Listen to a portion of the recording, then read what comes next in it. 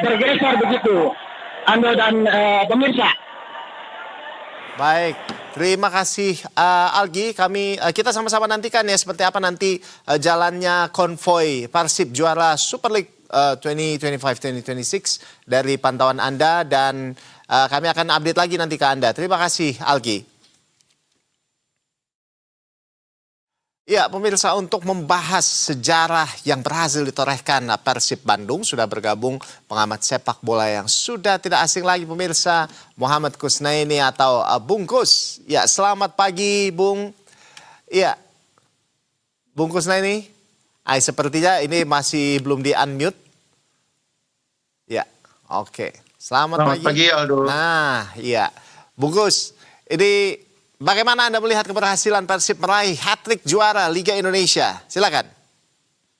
Iya, ini memang merupakan sesuatu yang belum pernah terjadi sebelumnya di era sepak bola modern Indonesia ya. Sebuah tim mampu menjadi juara 3 kali beruntun, dan yang paling menarik adalah Persib menjadi juara 3 kali beruntun ini dengan 3 format kompetisi yang berbeda ya.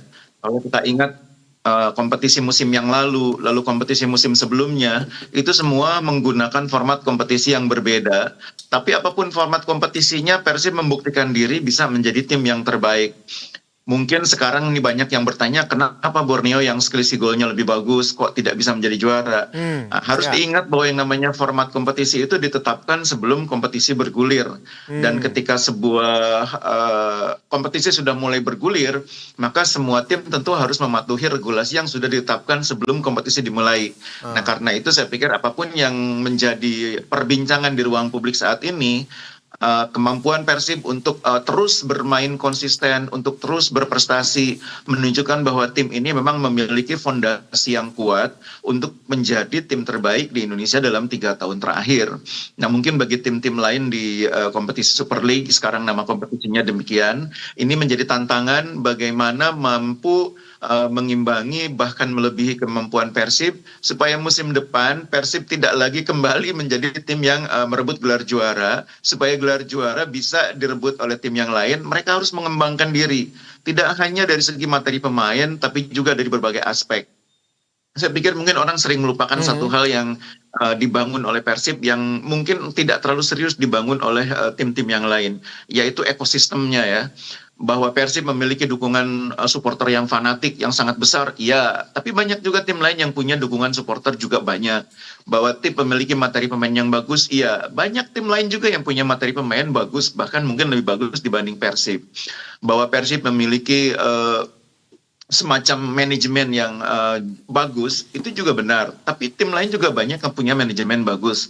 Tapi bagaimana mengkombinasikan antara manajemen yang bagus, materi pemain yang bagus, dan ekosistem yang bagus, termasuk jutaan pendukungnya yang fanatik, menjadi satu kesatuan, itulah yang harus dikejar oleh tim-tim lain. Karena banyak tim lain memiliki kemampuan dan kapasitas yang tidak kalah dengan Persib, tapi belum memaksimalkan semua potensi itu. Baik. Bung Kus, ini kalau Anda lihat ini seberapa bersejarah sebetulnya capaian ini dalam konteks sepak bola nasional? Iya, yang saya katakan tadi bahwa 3 kali beruntun menjadi juara di kompetisi sepak bola modern Indonesia itu belum pernah dicapai oleh tim yang lain ya. Kalau secara keseluruhan sih sebetulnya banyak tim lain yang jumlah juaranya kalau digabung dengan era perserikatan itu banyak lagi. Persib sendiri secara keseluruhan kan 5 kali juara di era pasca Perang Dunia gitu ya. Dan itu menurut saya sesuatu yang banyak juga dilakukan oleh tim-tim yang lain. Cuma memang bedanya ketika kompetisi memasuki era sepak bola modern, ketika kita menyebutnya sebagai liga ya, bukan lagi turnamen, maka memang tidak sampai saat ini belum ada tim yang mampu menyamai prestasi Persib, atau paling tidak Persib pertama kalinya menjadi tim yang mampu menjuarai kompetisi 3 musim beruntun di era ketika kita sudah mulai mengenal sepak bola Indonesia ini sebagai liga ya. Kalau dulu kan kita di zaman perserikatan mengenalnya sebagai turnamen lah sebetulnya, walaupun namanya kompetisi divisi utama ya, tapi selalu formatnya itu turnamen di mana kompetisinya hanya di level tertentu, di grup atau di wilayah, tapi kemudian berujung ke 8 besar, 4 besar, lalu final divisi utama gitu ya. Nah, di era kompetisi di mana semua tim saling bertemu dan masing-masing memiliki jumlah pertandingan yang sama, berlangsung satu wilayah.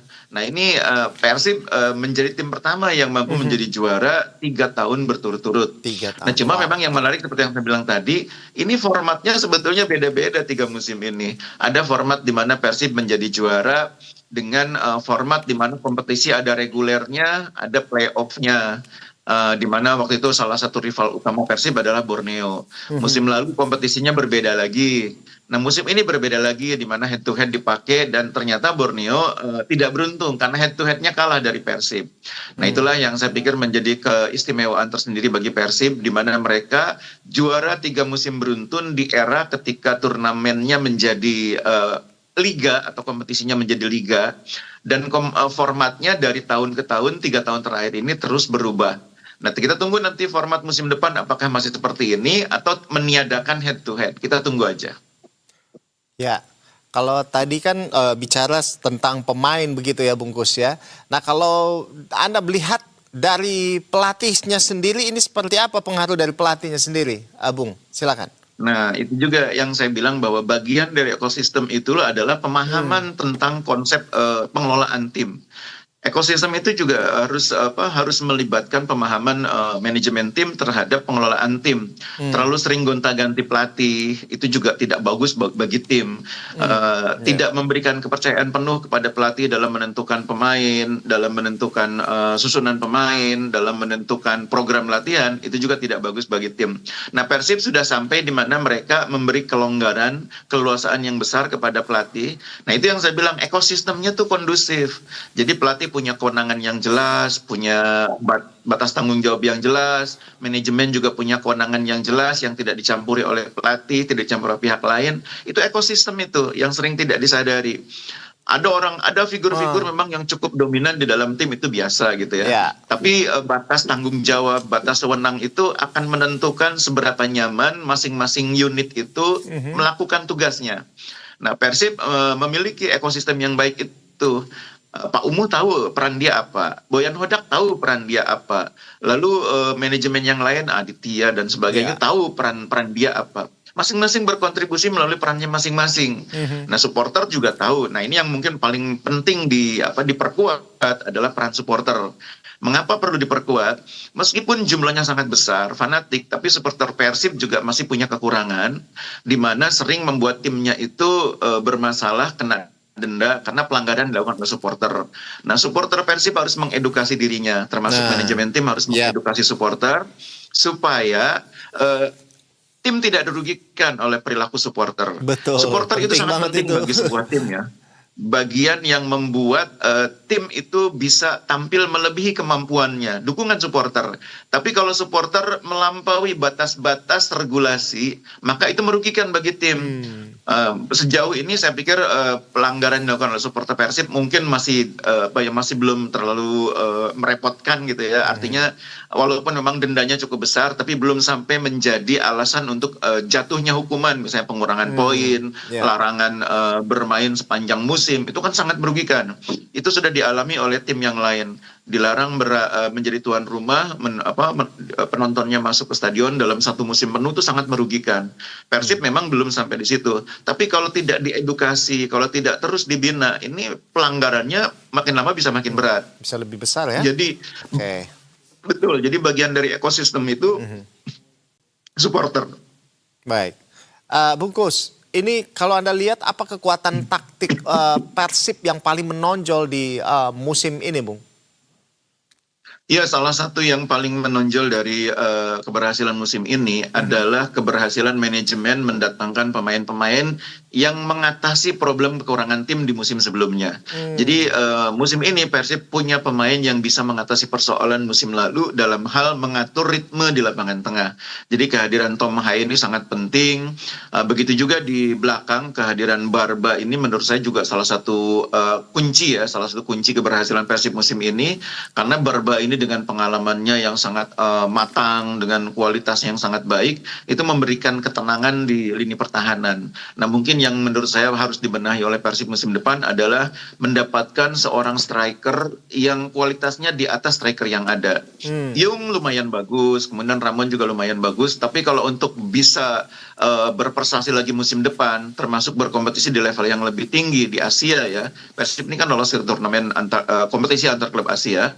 Persib harus punya striker yang kualitasnya di atas Yung maupun Ramon. Yung maupun Ramon mungkin bisa dipertahankan sebagai alternatif, tapi harus ada striker lain yang kualitasnya di atas. Di atas dalam pengertian begini, konsisten mencetak gol dari pekan ke pekan. Karena biasanya tim juara itu kalau memiliki pencetak gol yang konsisten. Nah, Persib menurut saya belum memiliki striker yang kualitas konsistensinya tuh bisa lebih tinggi ya dibanding yang ada saat ini. Entah itu Yung, entah itu Ramon, entah itu William Barros, menurut saya belum cukup konsisten. Apalagi kalau Persib berharap bisa bersaing di level yang lebih tinggi di Asia. Harus ada striker yang kualitasnya di atas itu. Nah, tapi tentu setiap tim jangan lupa bahwa persaingan akan semakin ketat dari musim ke musim. Jadi kalau di Italia dulu itu tim-tim itu kalau menjadi juara maka musim berikutnya mereka merombak tim tapi dalam skala yang terbatas. Ada 2-3 pemain reguler yang kemudian diganti oleh pemain yang kualitasnya lebih baik. Itu dulu di zamannya AC Milan dengan Capello, di zamannya Juventus dengan Lippi, itu selalu melakukan itu. Musim ganti maka akan ada 2-3 pemain kunci yang berubah untuk memperkuat tim supaya dalam tanda petik ini nggak mudah dibaca oleh lawan permainannya. Jadi setidaknya itu argumen yang paling logis adalah perlu ada perubahan supaya tidak mudah dibaca permainannya oleh lawan, supaya ada sesuatu yang baru, sesuatu yang bisa menjadi unsur kejutan bagi tim di saat pertandingan katakanlah mengalami kebuntuan. Baik, baik. Wah, ini selalu menarik ya kalau bicara terkait dengan sepak bola ini, Bungkus. Tapi sepertinya ini Anda juga masih ada agenda lain begitu ya. Terima kasih atas waktunya Muhammad Kusnaini atau Bungkus, pengamat sepak bola sudah bergabung bersama kami di Breaking News Berita 1. Selamat pagi, selamat beraktivitas kembali, Bungkus. Terima kasih, Aldo.